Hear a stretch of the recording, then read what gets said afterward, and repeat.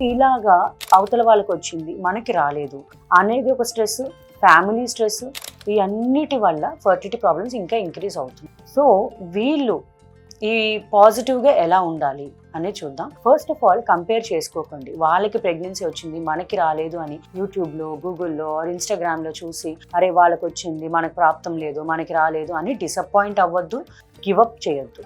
డెఫినెట్గా మళ్ళీ మీ డాక్టర్ని కన్సల్ట్ చేసి ట్రీట్మెంట్కి ముందుకు వెళ్ళండి.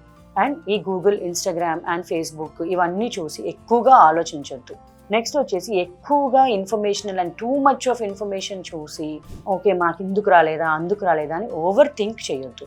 ఓవర్ థింక్ చేయడం వల్ల స్ట్రెస్ ఇంకా ఇంక్రీజ్ అవుతుంది, మీలో నెగిటివిటీ ఇంకా ఇంక్రీజ్ అవుతుంది అండ్ హోప్స్ బాగా తగ్గిపోతాయి. సో ఈ ఓవర్ థింక్ అనేది చేయొద్దు. సోషల్ మీడియా స్ట్రెస్ అనేది చాలా మంది పేషెంట్స్లో ఎక్కువగా ఉంది. అది అవాయిడ్ చేయడానికి ట్రై చేయండి. ఏదైనా ఉంటే మీ డాక్టర్తో మాట్లాడండి, మీ డాక్టర్ దగ్గర ఆన్సర్ తీసుకోండి ఎందుకు రావట్లేదు అనేది.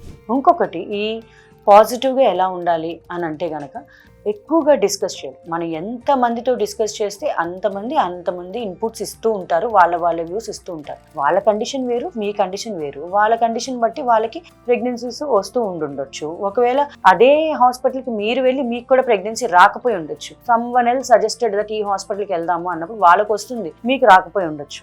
సో వాళ్ళ ఫ్యాక్టర్స్ వేరు, వీళ్ళ ఫ్యాక్టర్స్ వేరు. ఇది మీరు గమనించాలి. అంతేగాని మీరు నెంబర్ ఆఫ్ మెంబర్స్తో డిస్కస్ చేయడం వల్ల నెంబర్ ఆఫ్ ఇన్పుట్స్ ఉంటాయి అండ్ మీరు ఎక్కువగా ఆలోచిస్తూ ఉంటారు and you lose hope. So fertility ట్రీట్మెంట్స్లో ఆల్వేస్ హోప్ అనేది చాలా important. Most important thing is మీ డాక్టర్తో మీరు డిస్కస్ చేయగలుగుతున్నారా లేదా, ఎందుకు రావట్లేదు అని. వచ్చిన పేషెంట్స్ ఓకే, రాని వాళ్ళ సంగతి. సో మీ డాక్టర్తో డిస్కస్ చేసి ఏంటి నా ప్రాబ్లం ఏంటని డిస్కస్ చేసి ఫర్దర్ ట్రీట్మెంట్కి వెళ్ళండి. పాజిటివ్గా ఉంటాను ట్రై చేయండి. ఇంకొకటి ఏంటంటే యోగా అండ్ మెడిటేషన్. దీనివల్ల ఏంటంటే మనకి ఎక్స్ట్రా థాట్స్ అనేవి తగ్గుతూ ఉంటాయి.